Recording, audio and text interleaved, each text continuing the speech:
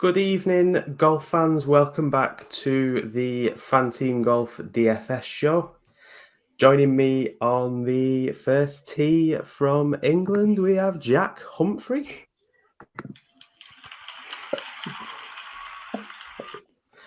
And of course, joining Jack on the first tee as well, we have Mark Ferguson.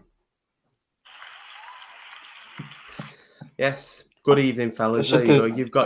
You've got your open introduction there. Yeah, hat tips and everything. Hat tip. Cheers. Thank you. How long did that take you to practice, Nick? Literally, I thought of it about 2 minutes before the show. So yeah, but I feel like I've set the benchmark now for introductions going forward. So yeah, there we go. Your nice open introduction there. I was contemplating doing the old voice that we used to get as well. Brilliant introducer. I can't remember his name, but he used to do all the opens, and he had the on the team, Rory McIlroy. That you know the guy. Brilliant.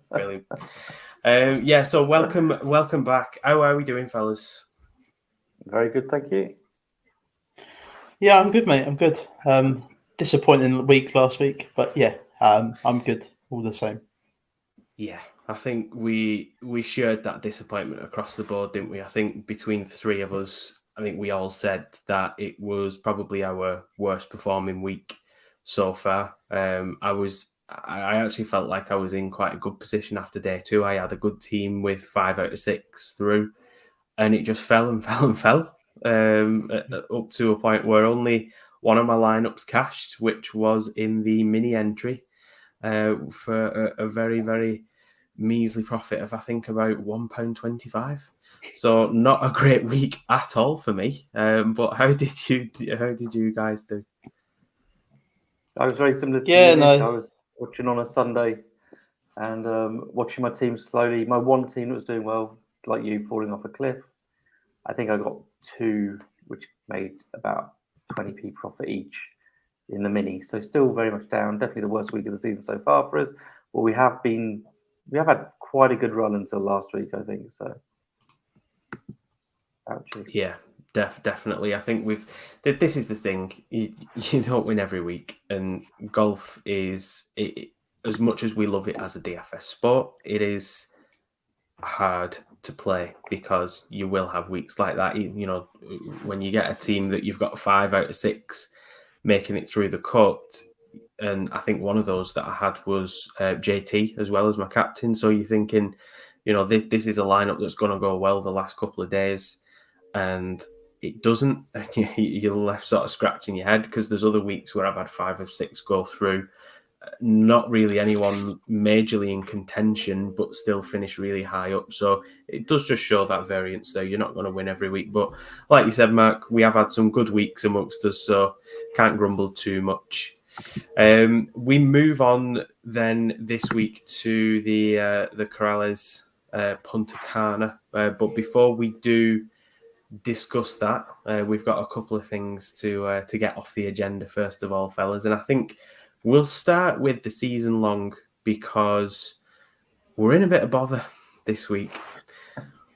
What do we do? There's been a lot of talk today about strategy and do we wildcard? Do we not wildcard? What are people's plans?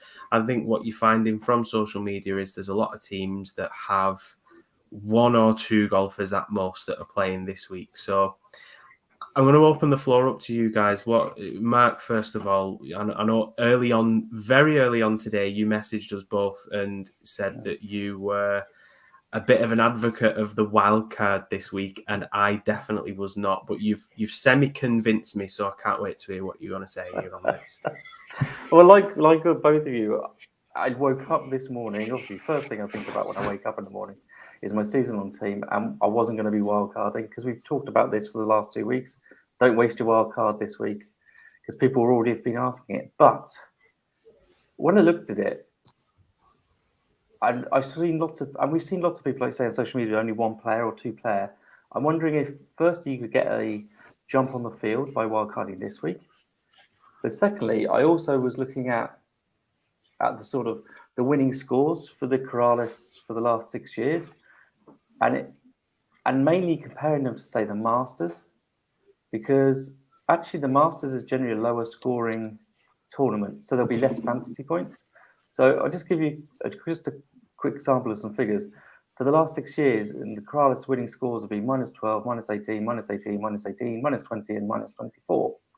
For the Masters in the same time, it's been -10. There's been a -20 for that 2020 DJ win, which I think was played in November. And as we said, we know when you play a course at a different time of the year, it plays differently. So anyway, so I'll take that one out. I've got -10, -13, -15, -9, and -5. And then the Valero sort of, which is the tournament in between those two, sort of sits in the middle of that. So basically, I think there's going to be the more fantasy points scored this week than there will be 2 weeks' time at the Masters. So for me, I feel it's more important to use your wildcard this week than at the Masters, say, because there's more fantasy points there around. Now, obviously, you've still got to pick the right players, which is, it's hard. It's still DFS golf. But once I compared those scores, I just thought to myself, the combination of that and the fact that a lot of teams won't use their wildcard, I think this is it. And then, Jack, you said later on in the day, when we're all starting to change our minds a bit, and you can probably elaborate on this maybe, that actually, if you look at the season, there's not really another opportunity point where the wild card could be so important, I think, is what you said. Maybe the heritage, I think you mentioned. Yeah, I looked at the upcoming events, and just before we do move on, before the upcoming events, I will just say there is a tracker on the FanTeam blog. It's got the whole Corrales field for this week in it. It's got 20 players that are confirmed for the Valero Texas Open, which is something we didn't have last week because this field did not come out till very late Friday night last week. So we've actually got a jump on that for next week. We've got 20 players in the field for the Valero, and there's at least 50 players that have been announced for the Masters already. So we've also got 50 players from that field. So you're at an advantage with that tracker now. You can plan for the next 3 weeks, so to speak. And another thing I noticed earlier, John Ram committed to the Mexico Open, which is, I think, about 5 weeks' time. So, we're starting to get there now where we can start planning a little bit better for the stretch. But back to the courses coming up, the only sort of weaker field course that you might see coming up now is the Heritage. But that is nowhere near as weak as this. Like, you're still... Like last year, Dustin Johnson and Bryson DeChambeau played the Heritage after the Masters. It's not a weak field. This is a very, very, very weak field this week. When you've got guys like Jonathan Vegas near the top of the pricing, it's a very, very weak field. This is the weakest field you're going to see in the season long. I was an advocate of not wildcarding, and I still believe that if you have 4 guys, I personally wouldn't wildcard, but if you're in the situation, for example, our pod team is in, where we've got no players this week, and I know we've got a couple of transfers we can use. Actually, no, we've only got one because we used the transfer last. We've got one transfer we can use. I'm fully on board with wildcarding this week. And just to let everyone know on the pod, there is 3 players that are actually playing this week and next week at the Valero, and that's already confirmed. So we've got Kevin Chappell, who's playing this week and next week. Graham McDowell is another one, and Bill Haas. All 3 of them guys are playing 2 weeks straight now. None of them will play the Masters. None of them are going to get into the Masters. Whatever they do down this stretch here, none of them are going to be getting into the Masters. But we've got a bit of a jump on the field there where we can use all 3 of them for the next couple of weeks minimum. Those would be the guys. Let's say we weren't wildcarding and we had 2 transfers.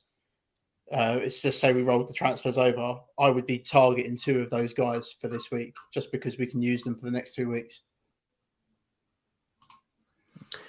Yeah, I think even though it is quite a weak field this week, and I've not actually got the tracker on just yet, so I haven't seen the updates that you've made to it, Jack. But there are players that are playing this week that have played a lot of golf this season and will continue to play a lot of golf going forwards, and they're quite cheap.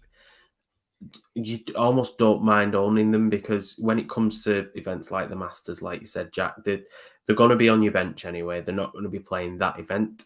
But if it tides you over for the next couple of weeks and you can ensure that you're going to have 6 playing at the Masters, even if you've got a few that won't play at the Heritage, you will have built up enough transfers then where you should be able to at least get, let's say, 5, if not 6 playing throughout your team then. So I think I'm not against it now. I was initially, because my thoughts was it's a weaker field. Why do I want to wildcard and bring these kind of players in? But I suppose if you're bringing in, I mean, you've got 10 spaces on your season-long lineup. If you're bringing in, say, 5 guys that are going to play this week and 5 guys that really you're cementing in your lineup because of the Masters coming up, you've got enough time still to make the move so that you've got a strong 6-man Masters lineup. And you're still giving yourself coverage over the next couple of weeks. So initially I was against it. I'm not now because, like you said, Jack, I think as well, because we're not really going to see a field like this for the rest of the season. I don't think there's necessarily a massive advantage to save your wild card for a later date, unless, like you said, you've already got, say, 4 or 5 guys that are playing, in which case, if you have, I would leave it. Even if you've got 3 and you've got a transfer or 2 to use, I would go that route rather than the wild card.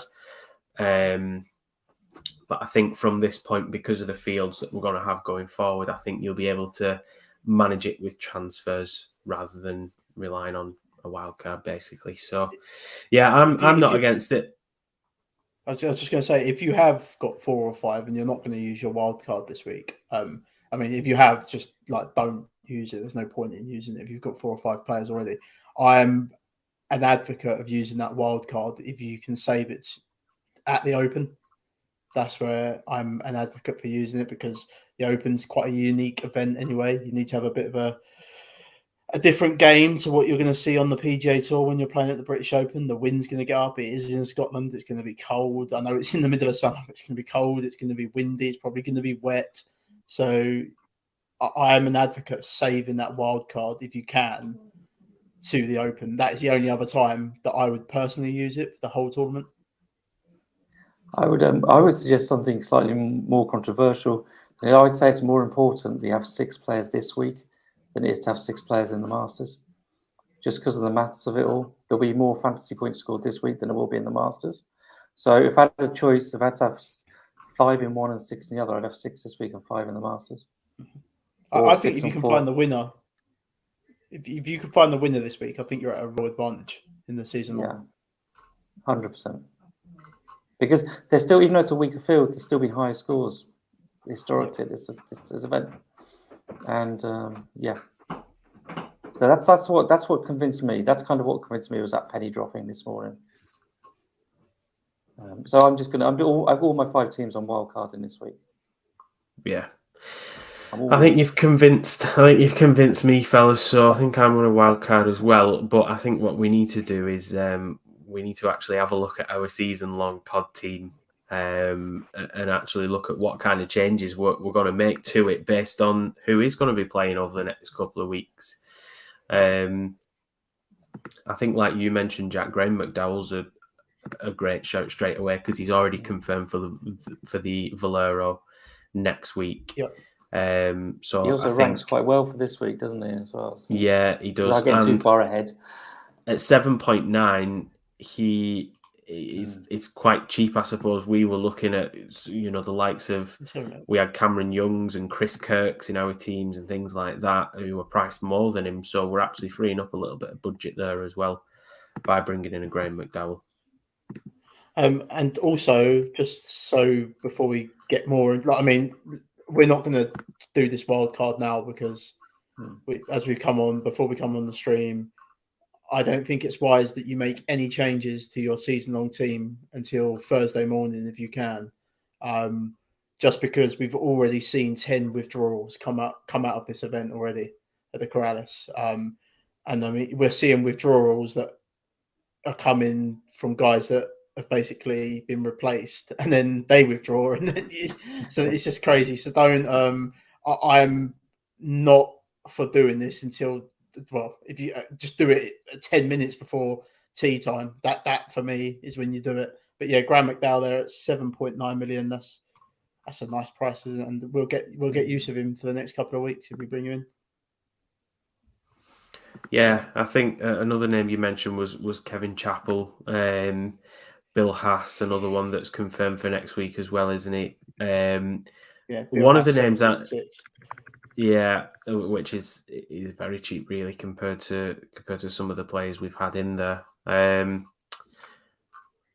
One of the names that, and he actually pops up quite highly on my model this week, and I mentioned him right at the start as someone that is cheap and likely to be playing a lot of golf, especially like this kind of event as well. But I don't think he's confirmed for next week. But Adam Svenson is playing this week as well, and he is very cheap. He's right low down there.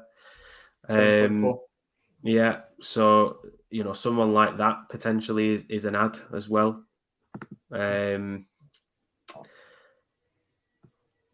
would just say make use of the tracker. I'm all for getting the 6 guys in with the wild card this week, as long as we have some exposure to Graham, McDowell, Chappell, and Haas, just because they're playing next week as well. But I want to pad the bench out with guys that are going to play the Valero and the Masters, and there's already a couple that we've got. So we've got Rory McIlroy, who will play both. Jordan Spieth is another one. I know people know my feelings on Jordan Spieth, but this is a totally different game to single day slates. Jordan Spieth has a very good record at the Valero and a very good record at the Masters. So they're the guys that I want to pad out my bench with. The guys that are going to try, the guys that will play both. Scotty Scheffler's another one. Yep, in great form as well. So there's 3 guys there. Like if you pad out 6 on your roster this week that are going to play this, you're going to be saving so much money. So you can most certainly pad out your bench with all 3 of those guys.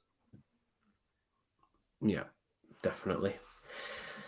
Like you said, I think.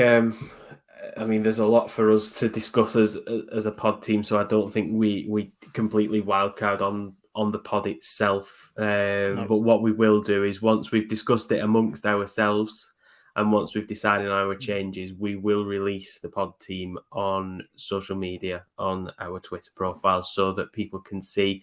Again, just being transparent, because this is a team that we built at the start of the contest.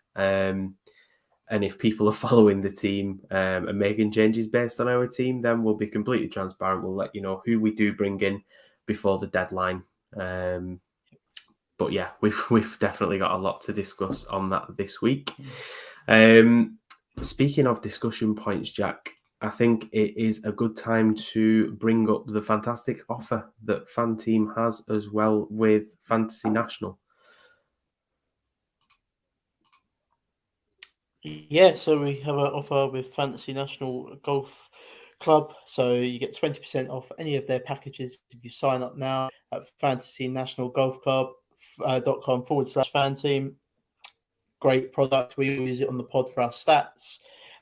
You can import lineups from it if you're a multi-entrant, etc. It's just an all-round great product. It's the world's leading stats golf service out there. You won't find anything better on the market. So get 20% off now. Link will be in the description for the pod. And yeah, it's a fantastic tool. Yeah, it is. We all use it. Anyone that is actually live on the stream now, you'll see it across the ticker at the bottom. That is your link. So 20% off there. Yep. Something else to mention this week as well, guys. One of the reasons that this field is as weak as it is because we have the WGC match play running alongside this. And again, Jack, I don't know if you want to just let the listeners know about the fantastic offering that there is out there on FanTeam, which isn't an event we're actually covering in terms of a contest, but there is a pod out there to reel you in. Yeah. I did drop a pod earlier for it, so if you want to find out what golfers are playing there, go and listen to that. It is 64 of the world's best golfers. There's a couple that are missing, Rory McIlroy, etc. But the WGC Match Play Bracket Challenge League is now open. Link will again be in the description of the pod. Just head over to that and the password is FanTeam. Free to enter, and there's a chance to win a ticket to the Masters main event monster contest in just 2 weeks' time. That's a €20 ticket, and it's going to be great. There's 50 of them to be won. So if you get inside the top 50 on something that's completely free to play, you're going to get yourself a chance to win €20,000 in the Masters monster. I think we're around, is it the 300 mark now? So you know 300 top 50 paying out. You've still got a good chance of being in there for the prizes. You know you're not up against thousands here on this, so definitely get yourself over there. When I said not covering the contest, I know that you did the pod earlier, and if anyone hasn't heard that, get yourselves over either onto YouTube or the FanTeam podcast page. Jack did cover that earlier with Tom and Ben. Great listen. I think then, fellas, we move on to the Corales Punta Cana. Not a moment too soon. So this is very different to what we've discussed in previous weeks, certainly in terms of the field that we've got. So a little bit about the course. It's a par 72 course. Total yardage 7,666 yards. We have 4 par 5s, 10 par 4s, and we have 4 par 3s. The par 3s, I don't even know why I'm just limiting this to the par 3s, but the par 3s are long here. They're all above 200 yards. The par 4s and par 5s are absolute monsters. The hardest hole on the course is the 18th, which yields only 9% birdies. It's a 501-yard par 4.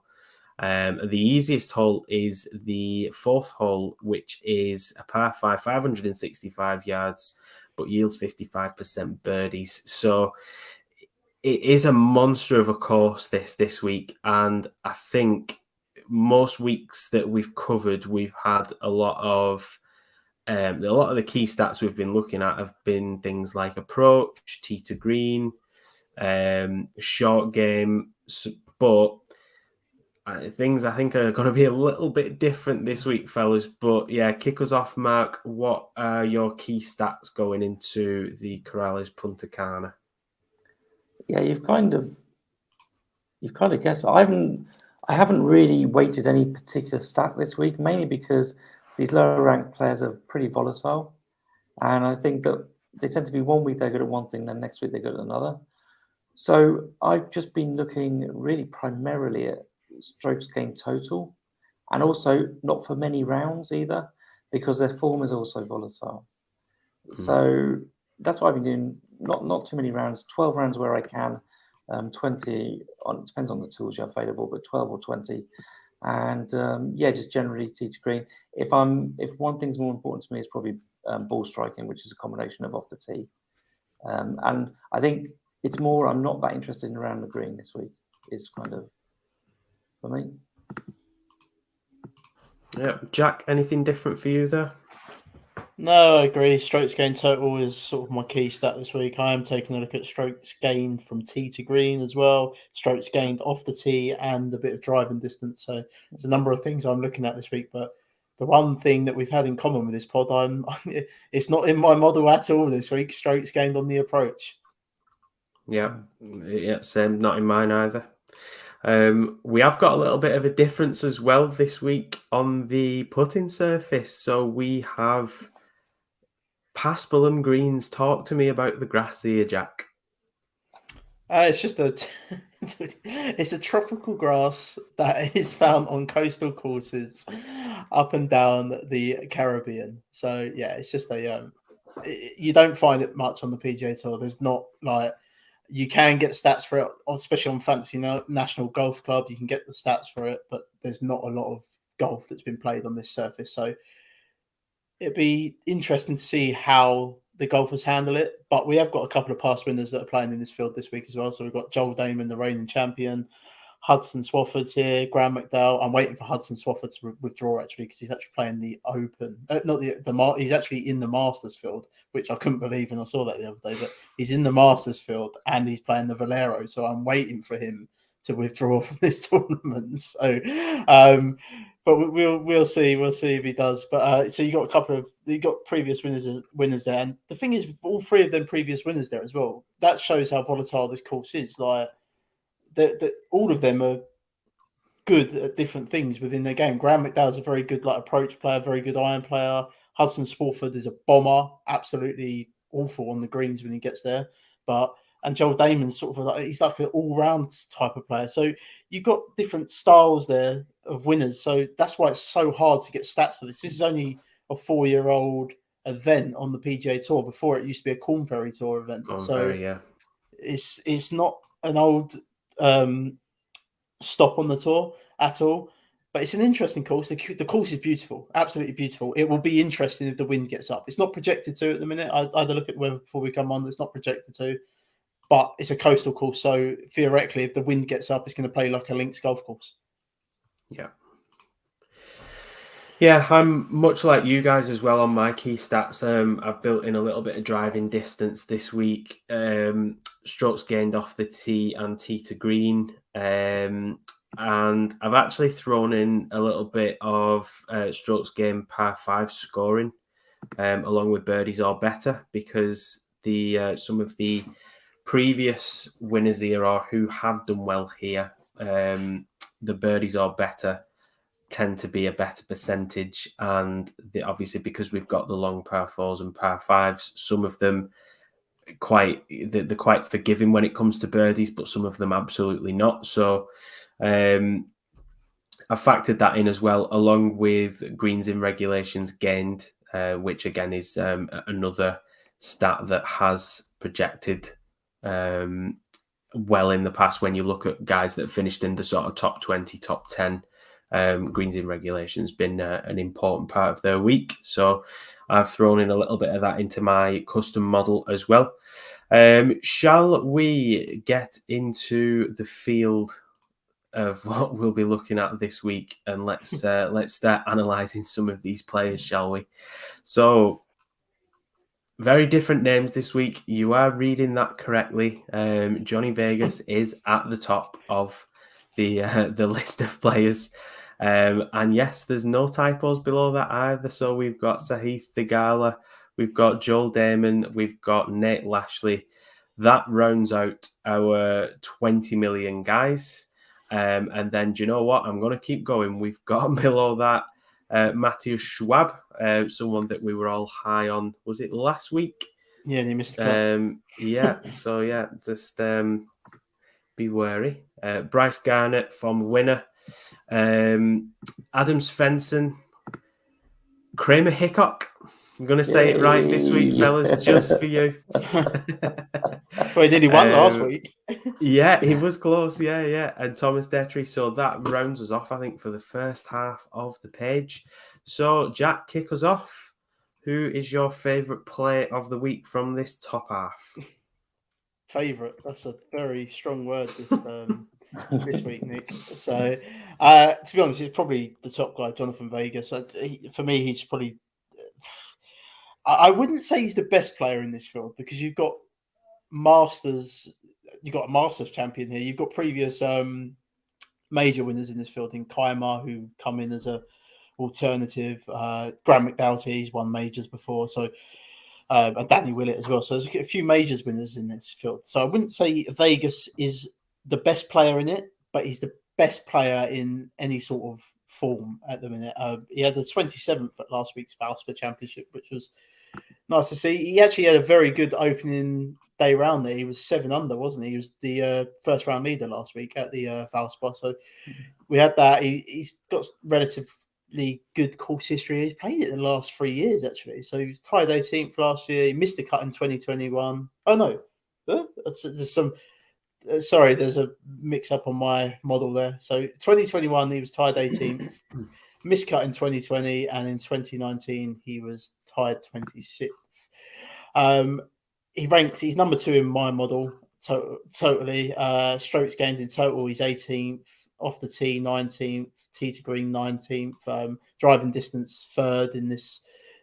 That's just my model. They're the stats that I'm using this week, and that's over the last 12 rounds. Like Mark says, I think you need to limit the rounds this week just because these players are so volatile. But yeah, it's Jonathan Vegas is my favourite player this week. Yeah, I think one thing that plays to his advantage is he does bomb it, Jonathan Vegas. So well suited for the course. Mark? I've got 3 of my top 5 are in that top half, but unsurprisingly, because they're most expensive. But Mark Hubbard is the highest ranked one. And for me, they're second in my model. He's positive everywhere across the board on all the stats that I'm looking at. And he was 15th last time he played, which was a few weeks ago at the Honda Classic. So should be well rested.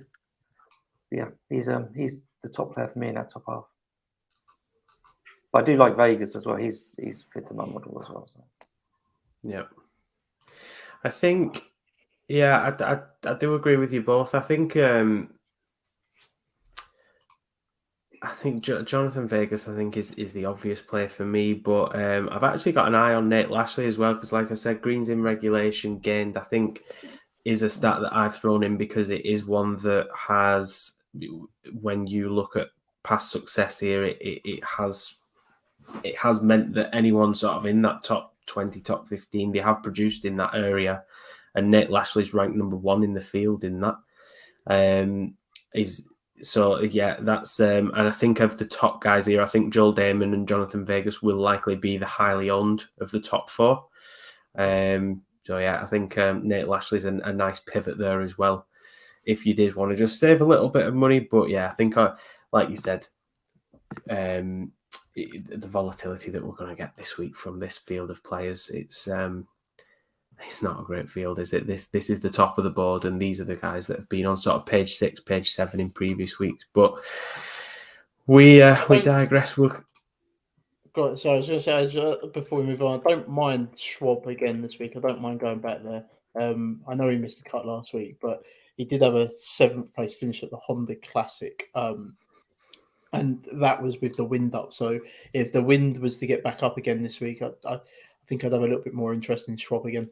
He's a European Tour player as well, so they're used to sort of these coastal courses like this. They play a lot of these courses. Like Schwab I think he comes second in all of the Canary Opens.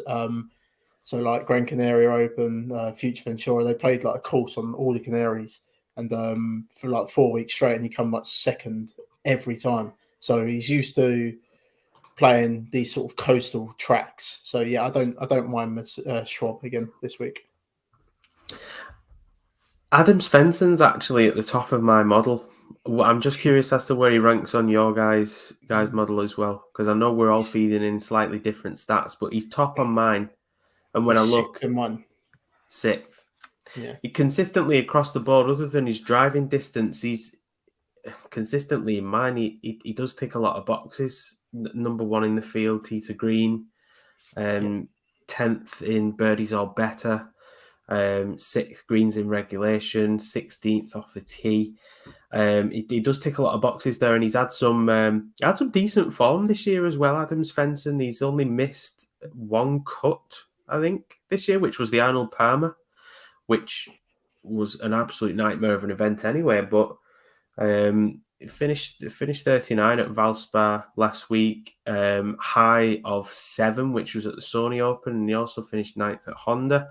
Adam Svensson this week, I don't mind him at all at that price. I think he's actually, based on some of the players above him, not necessarily price cheap, but I feel like I'm going to have a lot of exposure to Adam Svensson this week.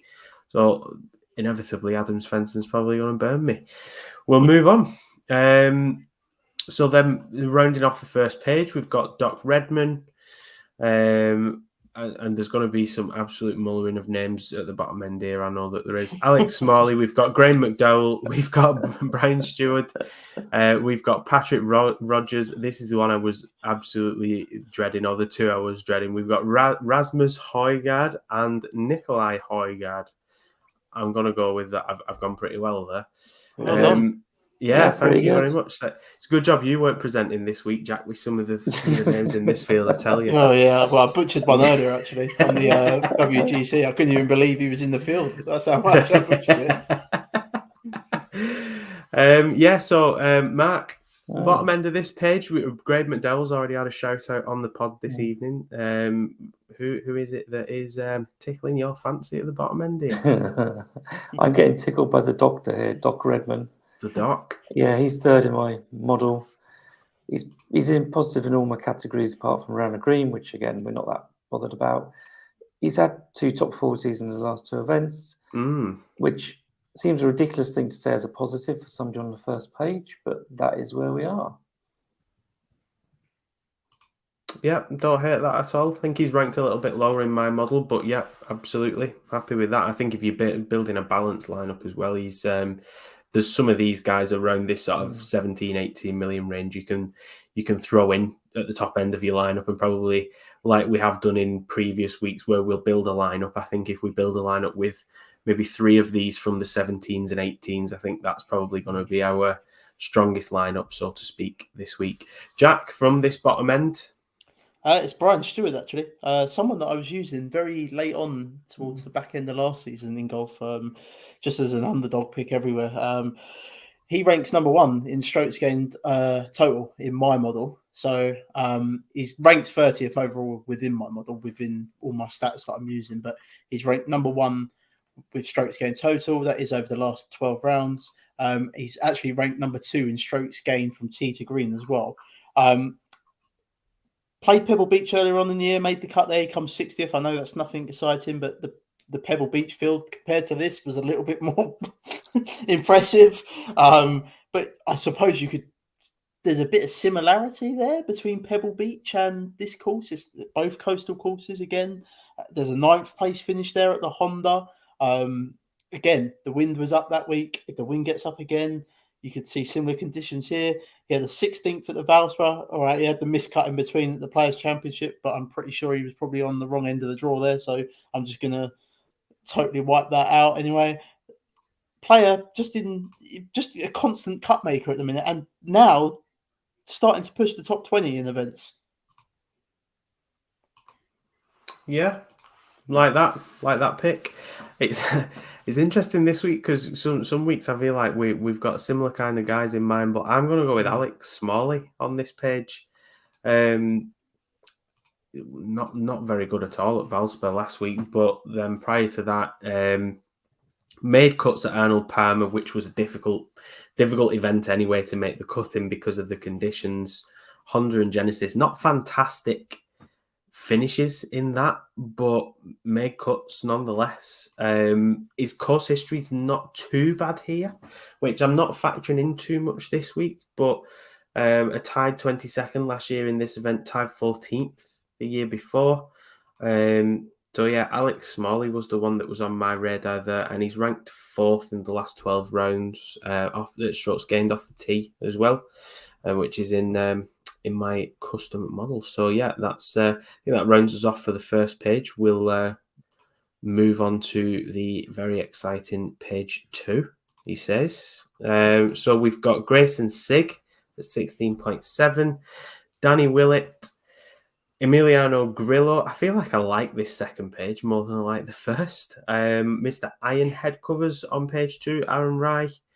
We've got Nick Taylor, David Lipski, Chad Ramey, and favourite son of the show, Austin Smotherman, who I know is going to be absolutely smothered in love by Mark because he is his guy. Tell me I'm wrong, Mark, and tell me who you like other than Austin Smotherman. I didn't do this deliberately. He's actually first in my model. So you did do it deliberately? I did deliberately. You run the figures. And, what do they say about the cream always rises and all that? Like you just put a filter in. Austin Smotherman, number 1. That's you run the figures and then you sort by first initial, and there you go.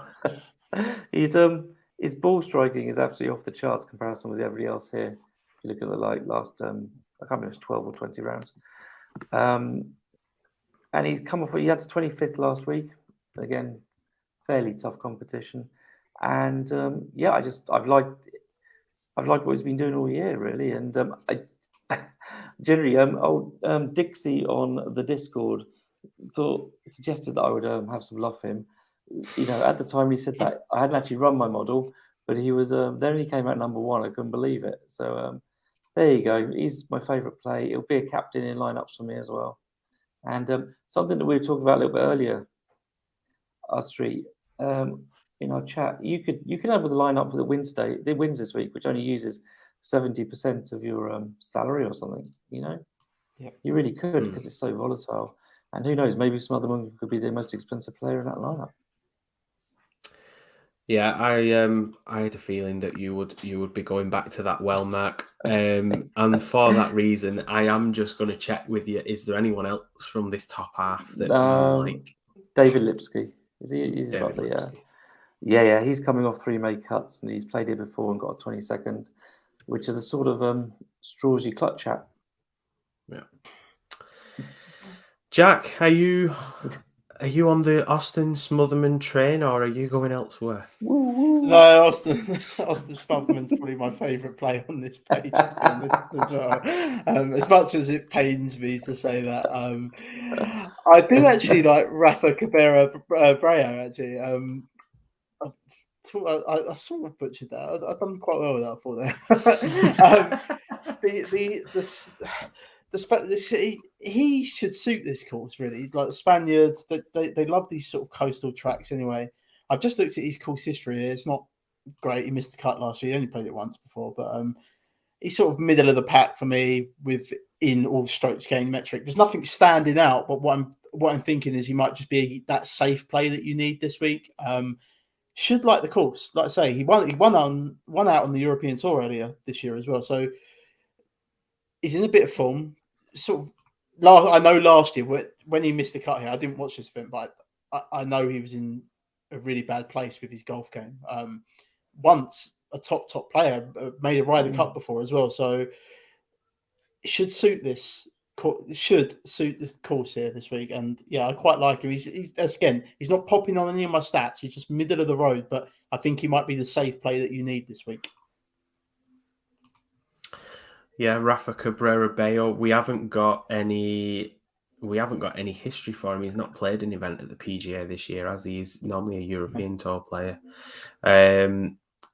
I really like Nick Taylor this week. He ranks quite highly on my model, actually. And when you look back at some of his finishes this year, he finished 30th at the Farmers, 14th at Pebble, 16th at Honda.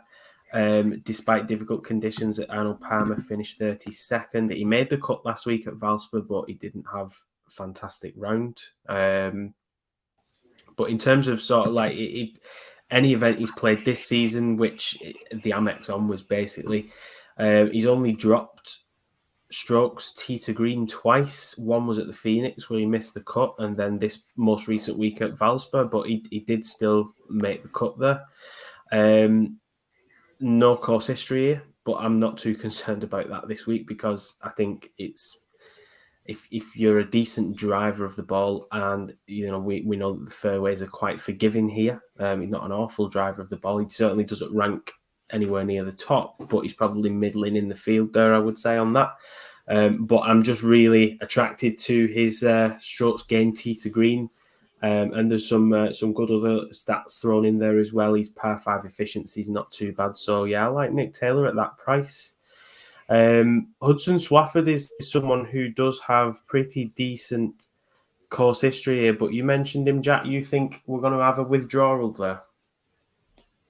I can't see him playing it. He's scheduled to play the Valero and he's scheduled to play the Masters, which, yeah, I couldn't believe anyway. But, I mean, good luck to Hudson Swafford playing on the Masters greens. Jesus Christ. But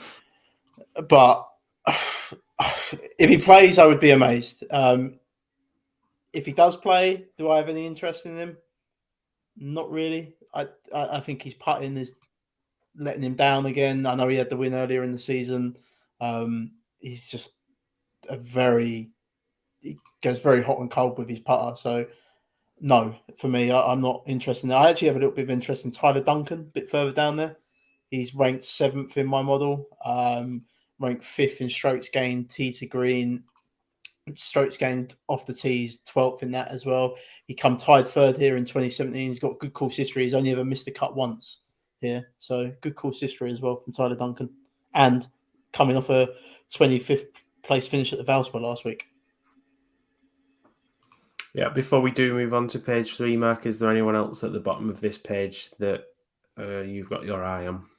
No, I like Tyler Duncan as well. He's like 8th in my model.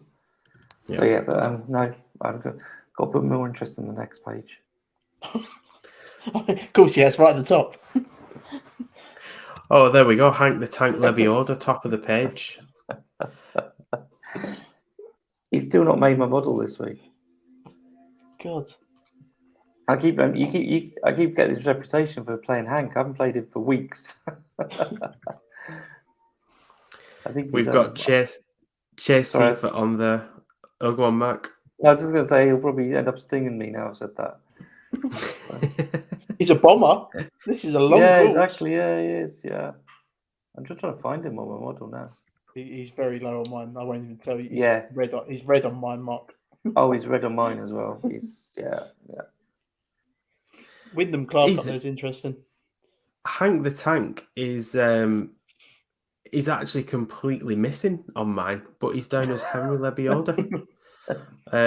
But he's way down, and he's not. I don't know if it's just completely discounted him on my model because he's so far down. But yeah, Wyndham Clark, Adam Schenk, Brandon Wu, John Who again. How are we saying that, fellas? Who? Kyle Stanley, Ben Coles, Vaughn Taylor. Vaughn Taylor's someone who I've played a few times this season, and he's actually ranked quite highly on my model as well. And he ranks well in birdies or better. He's 7th in the field there on that. Page 3, fellas. Who do we like? I like Vaughn Taylor as well. He's quite high in my model. He's 11th in my model. He is in mine as well. 10th on strokes gained tee to green. So you like to see that. Yeah, he's someone I like. I did like Wyndham Clark up there as well. Yeah, Vaughn Taylor. Oh, yeah. I did like him until I saw his course history here. Withdraw on the miscut. So, yeah. Wyndham Clark up there. I'm just grabbing these courses. He's never played the course before, so that's maybe ruled him out. But he's sort of like 20th in my model as well. So he's again another middle of the pack guy that may be a sort of safe play, bit of salary relief if you need him. Mark? Yeah, I like Martin Cana, Chase Seifert at the top there. They're 10th and 18th in my model. They've got pretty decent stats. In actual fact, at this stage, on my stats, like Martin Cana is 18th in my model, but he's still negative because like 75% of the field are negative. So it's like, it's all relative, isn't it?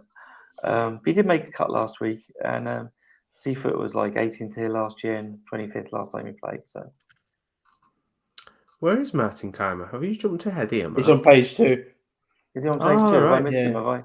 Oh, okay. I missed him on page 2. Oh, okay. Well, Matt likes Martin Keimer, so there we go. I thought you had like stars by all your favourite players, like Mark. One that is, again, just going back to the season long, but I think I glanced at your tracker, Jack, and I think one that pops up on there for the next couple of weeks, or he's certainly playing a lot of golf over the next month or so, is Ryan Armour. I don't think Ninth in my model. He's 6th in mine. He's ranked quite a bit lower in mine then, but yeah, I think he's the best value out of anybody.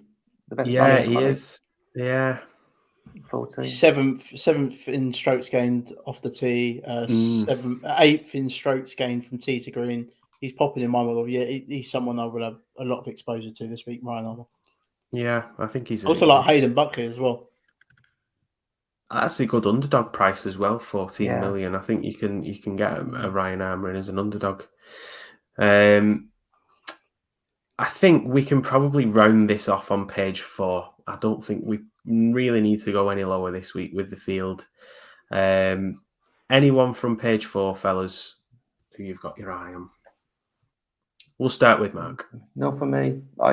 Ryan Armour, because he's 14 million and he's sixth to my model, I don't feel the need to go any lower than him, and I don't think any of my lineups will. Fair enough. We got Bill Haas. We're not going that low. Yeah, he's 18th in my model, 11th strokes gain total. So I don't mind using Bill Haas. I'm pretty similar to Mark, though. I don't think I'm going lower than Bill Haas. Well, your favourite is on page 5, Nick. So he's there. Oh, is he? I'm not playing him, but he's on page 5. Oh, he's going in. 13 mil. There we go. Underdog. Thank you very much. No, I'm not going back there either. One of the names that I just glanced on my model then as I was looking down the names, he ranks 19th in my model, but Sean O'Hare. Probably need to do a bit of a deeper dive on that because I hadn't really gone past page 3 like you fellas, but yeah, we'll have a look at that. 13.8. I think I'd rather pay up the extra 0.2 and go with Armour or Buckley, like we said, or even Vaughn Taylor at 14.4. I think we need to build a couple of lineups. I don't necessarily think we need 3 lineups this week, but I think if we go with maybe a slightly top-heavier lineup with someone like a Johnny Vegas in there, and then we try and build a bit of a balanced lineup and see how we get on with that. I think we did all like Vegas, so I think he if we're building a top-heavy lineup, I think he has to go in there.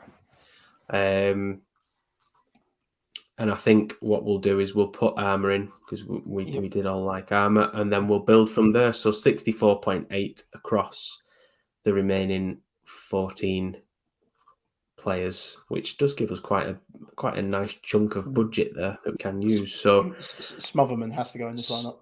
Yeah, absolutely. So we've got 49.3.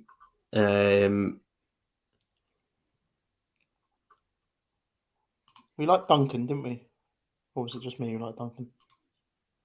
No, he's 8th. I had to make my model. Yeah. Do you have Tyler Duncan in this one as well? So we go with that. So it gives us quite a nice... We've got 34.3 remaining. So I think we can probably go back.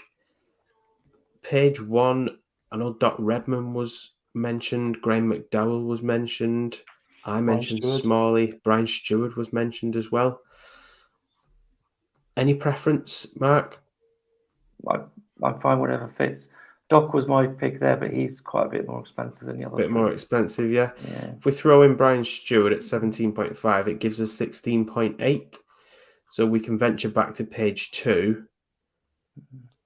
I don't know if there's anyone that I really like at the top of page 2. No. Peter Hewline, we didn't really mention him, but he ranks number 1 in driving distance in this field. He's a Corn Ferry graduate, so... The only thing we could do is if we went a little bit cheaper on the last pick. Go with Redman.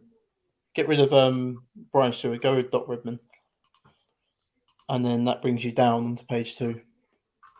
15.9.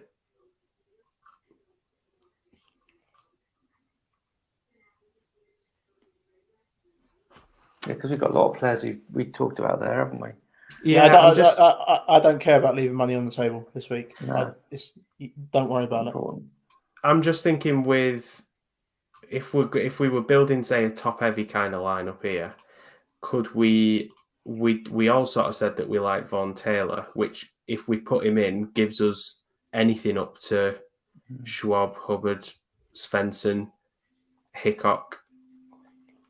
I think I'd want Svenson. Because that is more of a top-heavy lineup, I would say, then, because we've got 2 of the top-price guys in there. We've got a little bit of balance, and then we've got 2 cheaper guys with Armour still as the underdog. So that is one lineup. Who would we captain there? I think we'd have to go Vegas, wouldn't we? Yeah. Yeah. So lineup 1. I think if we build a balance, I think we could maybe throw in Doc Redman as a balanced player. I think Brian Stewart, definitely. Yep. And we might be able to get away with Svenson again though, but we'll come back to that. There was no one really at the top of page 2 that was liked. I think if we're building a balance, I think we've got to throw Smotherman in probably again. I would put Armour in as well. Again, I don't care if you have a lot of exposure to him. I think he'll do well this week. Which gives us, we can go quite balanced with this lineup now. So I am going to throw in,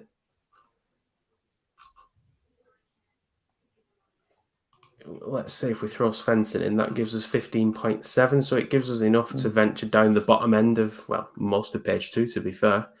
I know Lipski was mentioned at 15.7, which pretty much uses up all our budget. I liked Taylor as well there at 15.7. And Cabrera Bayo got a mention as well. Lipski's made a lot of cuts this year. He's only missed one cut, and that was at the Genesis. So he's made every cut. He's been that. So, yeah, I don't mind putting Lipski in. Mark, any advance on Lipski? No, I like Lipski. He's my favourite, other than obviously Smotherman on that page. So that lineup looks a lot better to me than the first one. Yeah, and is this? I mean, we've got a very balanced lineup here, and I know that there is. You said that you'd captain Smotherman in a lineup as well, Mark. Is this a lineup where you would probably enter this lineup maybe 2 or 3 times with a couple of different captains in there? I think you only have to enter it once. Austin Smotherman, there you go.